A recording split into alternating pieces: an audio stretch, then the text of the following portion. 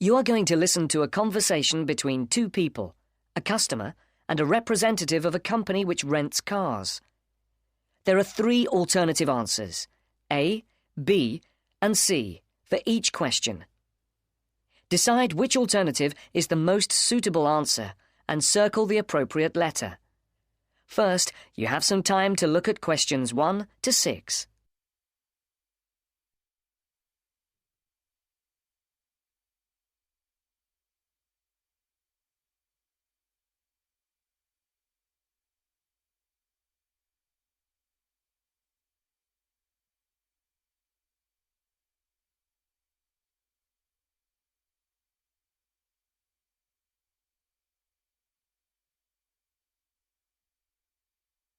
You can see that there is an example which has been completed for you. On this occasion only, the conversation relating to this will be played first. Thank you for calling Carline. So that we can best help you, can you please press the star button on your phone now? Thank you. Now choose one of the following 4 options by pressing the buttons on your telephone. Press 1 if you would like to make a car reservation. Press 2 if you would like to talk to someone about a car reservation. Press 3 if you would... Please hold while we put you through to one of our assistants. The caller can book a car by pressing button number 1. So A is the correct answer. Now the test will begin. Remember, you will hear the recording only once, so answer the questions as you listen. Now listen to the first part of the conversation and answer questions 1 to 6. Thank you for calling Carline. So that we can best help you, can you please press the star button on your phone now? Thank you. Now choose one of the following 4 options by pressing the buttons on your telephone. Press 1 if you would like to make a car reservation. Press 2 if you would like to talk to someone about a car reservation. Press 3 if you would... Please hold while we put you through to one of our assistants.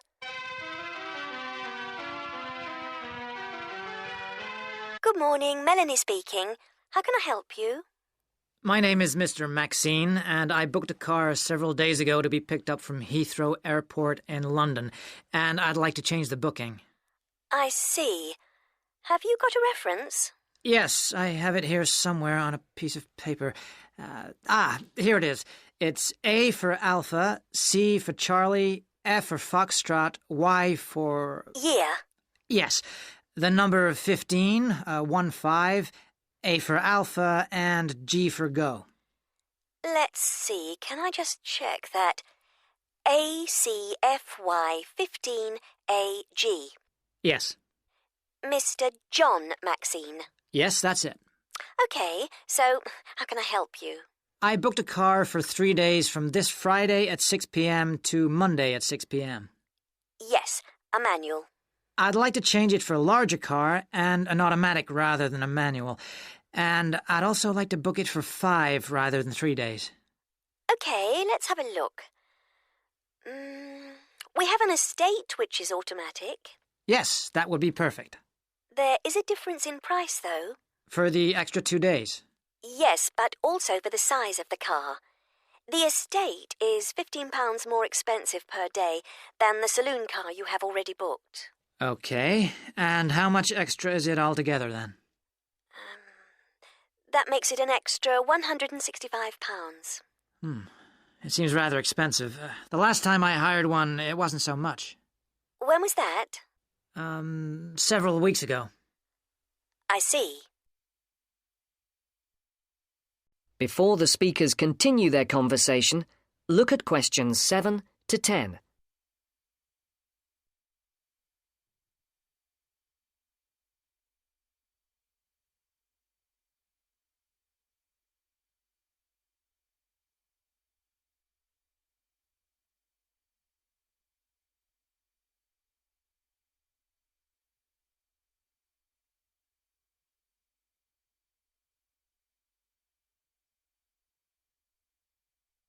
As you listen to the rest of the dialogue, complete the numbered spaces 7 to 10. Write no more than 2 words or a number for each space.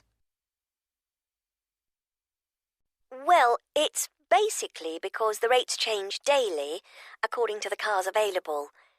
The estate is the last automatic we have for hire for that period. We have a manual estate, which is cheaper, if that would help. No, it has to be an automatic. OK. Shall I debit your card for the extra £165? Is it possible for me to pay the extra in cash when I pick up the car at the airport? I'm afraid that isn't possible, as there are no facilities for handling cash at that time of the day. That seems odd. It's because the money can't be banked in the evening, and for security reasons, no cash is held on the premises. OK, you can debit my card. You'll have to give the number to me again. Isn't it logged on the screen? For security reasons, it doesn't come up on the screen when we look at the booking. Any changes, and it has to be entered again. I see. It's 3445 9911. 3445 9911. 4425 4425 7750. 7750. OK, that has now been authorised. Shall we send the receipt to your Park Vale address? Yes, number 40. Is there anything else I can help you with, Mr. Maxine? No, nothing else, thank you. Have a nice trip. Thank you. Goodbye. That's the end of section 1. You now have half a minute to check your answers.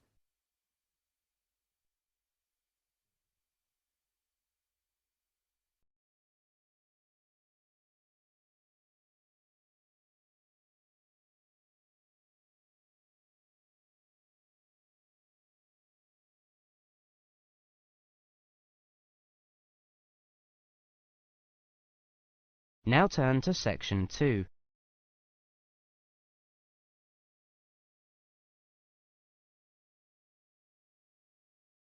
Section 2. You will hear a presentation on advice on legal matters. First, you have some time to look at questions 11 to 20.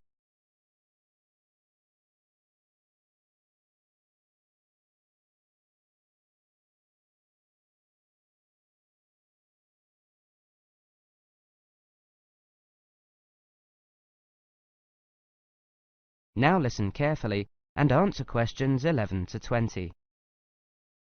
Good afternoon, everybody. My name is Sally Miller, and I'm here to offer you some advice on legal matters whilst you are studying at this university. Happily, most international students complete their courses without running into any serious legal problems. But if you do find yourself involved in a legal dispute of any kind, ask for help. There are 2 options. First, contact the students' union or welfare officer. Even if they cannot help you directly, they should be able to advise you where to go for help. The second possibility is to contact the Citizens Advice Bureau in your area. You can find them in the local telephone directory. They will be able to recommend a solicitor if you need one, and tell you if there is a local law centre providing free legal advice. They will also be able to tell you whether you can claim legal aid to help pay for any court and legal fees. Let me give you some basic information about the police. The police have the power to stop and search anyone who appears to be behaving in a suspicious manner. If you are arrested for any reason, even if you know it to be a wrong reason, remember a few very important things. 1. Don't be aggressive. 2. Do not try to bribe the police officer. 3. If you are arrested by plainclothes police officers, ask to see some form of identification. 4. Give your true name and address if the officer asks you to. Lying to the police is a criminal offence. 5. Do not sign any statement until you have received advice from a solicitor. There is always a solicitor on duty at every police station. 6. You will be entitled to make 1 telephone call. If you use this call to telephone a friend, urge your friend to contact someone from your university or from the Students' Union and get advice about what you should do next. If you find yourself in trouble with the police, it is very important to get professional advice. Contact any of the following: your university welfare officer, the students' union at your university, your local citizens' advice bureau, a local law centre. If you are found guilty of an offence, it could seriously damage your position as an international student, so be sure to ask for help as early in the process as possible. Remember, obey the local laws. The laws here may not be quite the same as in your own country. Here are a few examples of actions that are illegal here. It is against the law to possess offensive weapons. For example, knives, guns, chemical sprays used for personal defense. Even women are not allowed to carry sprays or other deterrents to protect themselves against possible assault, except for rape alarms. Possess or supply hard or soft drugs. Disturb the peace. This is called disorderly conduct. This means that you can be arrested for being too noisy or rowdy. A few words about drinking. In this country, it is perfectly acceptable for adults to drink alcohol in moderate amounts. For many people, drinking is an established part of their social life. Going out for a drink is how they relax or spend time with friends. If you go to a party or visit people at home in the evening, your host will probably offer you a drink. Often a lot of university social life can revolve around drinking, especially for undergraduates. Do not be surprised if people arrange to meet in a bar, or if events are held in a pub. But you are not obliged to drink alcohol if you do not want to, even if you are in a pub or at a party where everyone else is drinking. You can always ask for a non-alcoholic drink instead.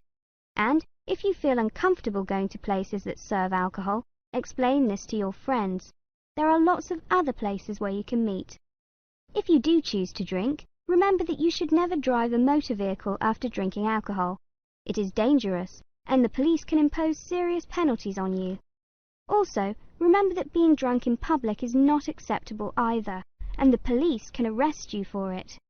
Drugs and alcohol can cause serious problems. Let me repeat that in this country it is illegal to use drugs, except under medical supervision. But if you do use illegal drugs and you develop a problem, there are organisations you can contact. Contact your students' union or your student counsellor. Anyone over 18 years old can legally buy and consume alcoholic drinks in this country. But if you think you might be drinking too much, get help and advice from your student counsellor or your doctor. Again, there are special organisations that can help you with drug and alcohol problems. Contact them. That is the end of section 2. You now have half a minute to check your answers.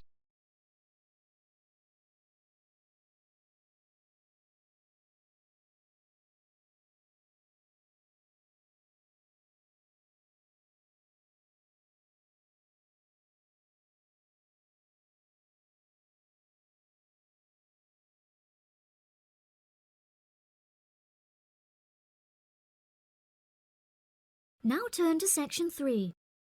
Section 3. You will hear a conversation between a student and her professor discussing an assignment. First, you have some time to look at questions 21 to 25.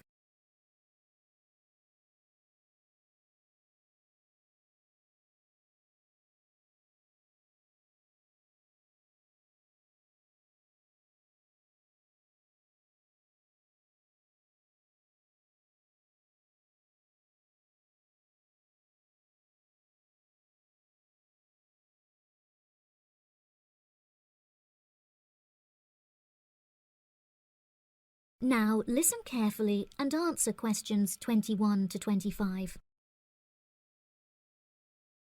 Excuse me, Dr. Thompson. May I speak to you for a minute? Of course. Please come in. I'm Alexandra Jones. I'm studying business here at the university, and for my assignment I have to carry out a survey of people who own their own organisations. I heard that you are the founder of your own company, and I was wondering if I could ask you some questions about it. Yes, of course. Please fire away. Okay, great. We'll get started. Did you encounter any problems whilst you were starting your company? Actually, it was not as hard as I anticipated. I started out with very clear objectives, so I knew exactly what I wanted my corporate identity to be. It was very difficult to find the correct premises, as the property market in London is so competitive, but eventually I found the perfect site. The hardest part was structuring the business, as I had no formal template, so I had to create it myself. Yes, that is very impressive. Was it difficult dealing with staff? It's always tricky trying to satisfy a group of people with varying interests. However, I didn't encounter many problems. I found it very important to make the staff feel appreciated. So I hosted a staff day where we could all introduce ourselves and get to know each other as individuals. I was also able to talk to them about the type of work that they would be doing and gave them the opportunity to share with me the issues they had with the allocation of the work. Okay. Did you hire a management team or did you take on the role of the manager? Oh no, I already had enough tasks to take care of. I employed someone else to take on the role of the manager. However, he never consulted me before making decisions, so I was forced to let him go and hire someone else. And what did the other staff think of the new manager? They had a great deal of respect for him. It definitely helped that I consulted with them before hiring him. They were surprised that he has been so successful in his role at the company, despite the longer meeting hours. Since the company opened, has it had any great achievements? There are many aspects of the company that I am pleased with. However, there is one achievement of which I am particularly proud. I wanted a mural painted to brighten up our entrance area, so I decided it would be a great idea to invite the local primary school to create one for us. The youngsters had a great time, and I know they were thrilled to be included. Oh, that's lovely. Before you hear the rest of the conversation, you have some time to look at questions 26 to 30.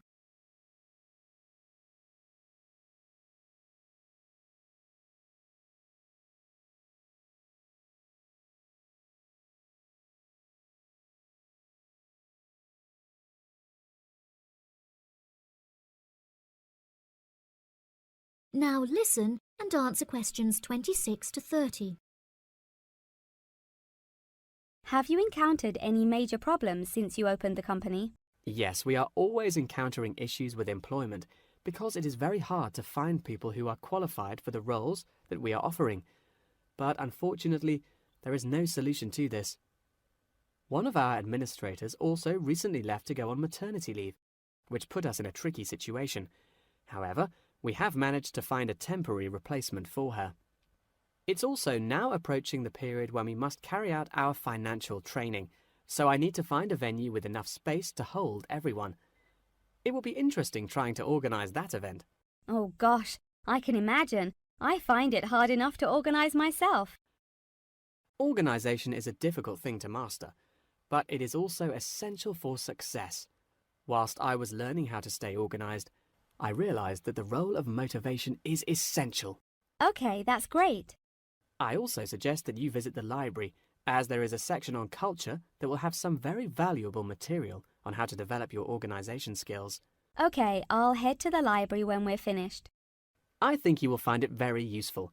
They also have a collection of documentaries on the subject of personal organisation, and I suggest that you look up the literature on management of change. I personally found these sources incredibly useful. Articles are also a valuable resource, and we have a whole collection of them in our university library. I advise that you look at Section 2, where you will find articles on the nature of volunteering. That's great. Thank you so much for your help. No problem.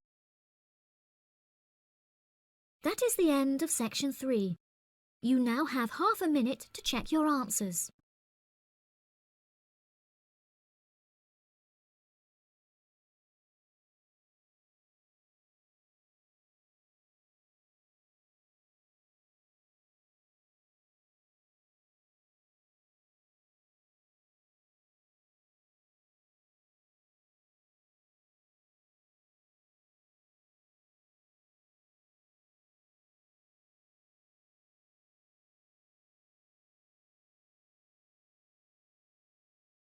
You will hear a lecture about English language. You have 30 seconds to look at questions 31 to 37.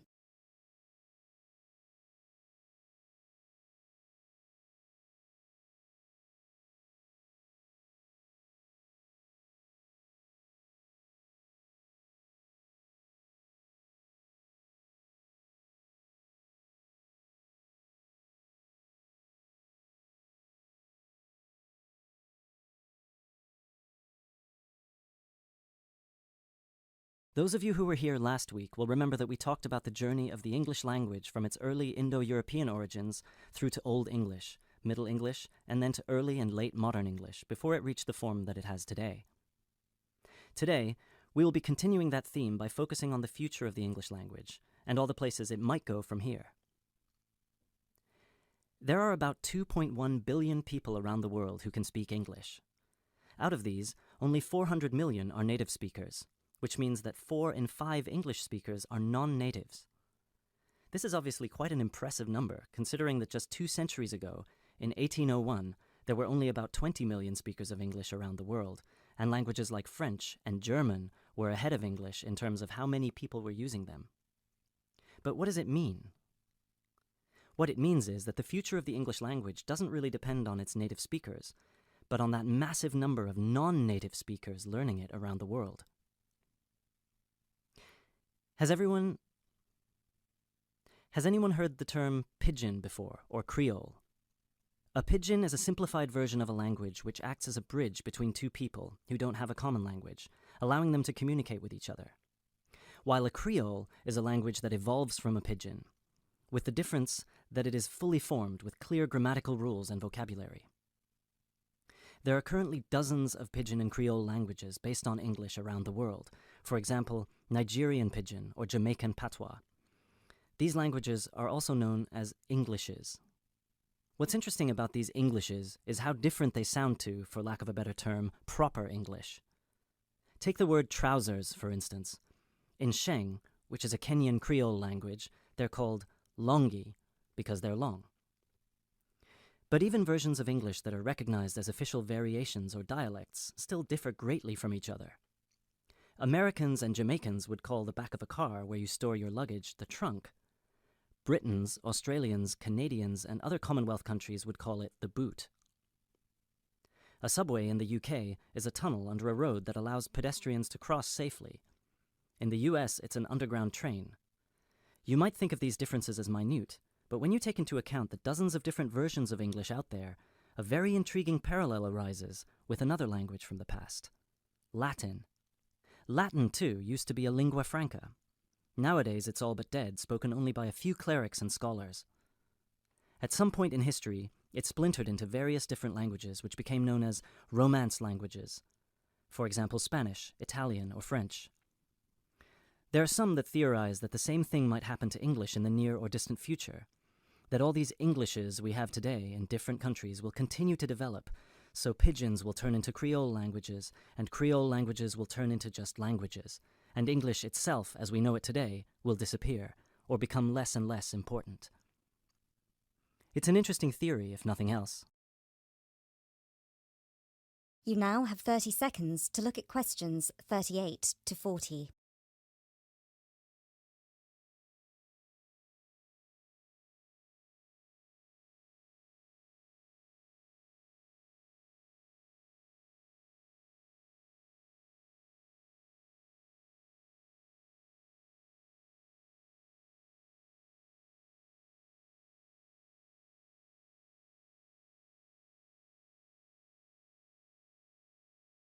It makes sense that, as English grows in popularity, countries, especially those with a strong sense of identity and tradition, will develop their own versions of the language, marked by the idiosyncrasies of their culture. Just think of the contribution of dialects such as Jamaican or South African English. In the past 50 years alone, they've added about 25,000 words to the English language. Most of these related to a local context that wouldn't have existed in English before the spread of colonialism.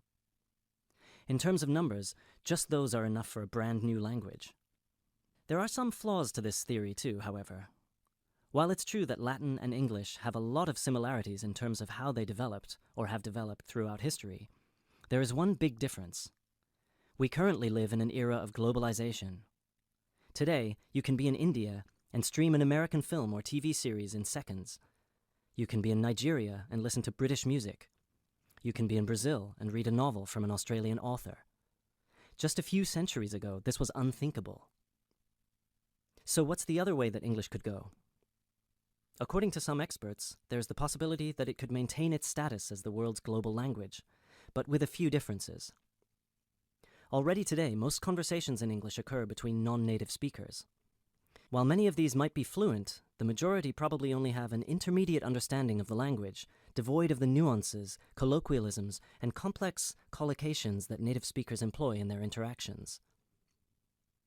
This means that over time, English could turn into some sort of world speak, the official lingua franca for the entire world, but in a simplified form. Some scholars have even started trying to develop that version of English by selecting the most useful words in the English vocabulary for non-native speakers to learn. Robert McCrum has compiled a comprehensive list of 1,500 words, for example, a version of English that he calls Globish. And what about traditional native speaker English? It might continue to exist, but lose its popularity, as the previous theory suggests. There are many more theories about the future of the English language, of course. I've only focused on the two main ones because they clearly demonstrate our uncertainty when it comes to how this beautiful language will develop. English is in a unique, unprecedented position. No other language has achieved the same levels of popularity in human history, especially in terms of non-native speakers. So, as this is clearly uncharted territory, only time will be able to tell us what will happen.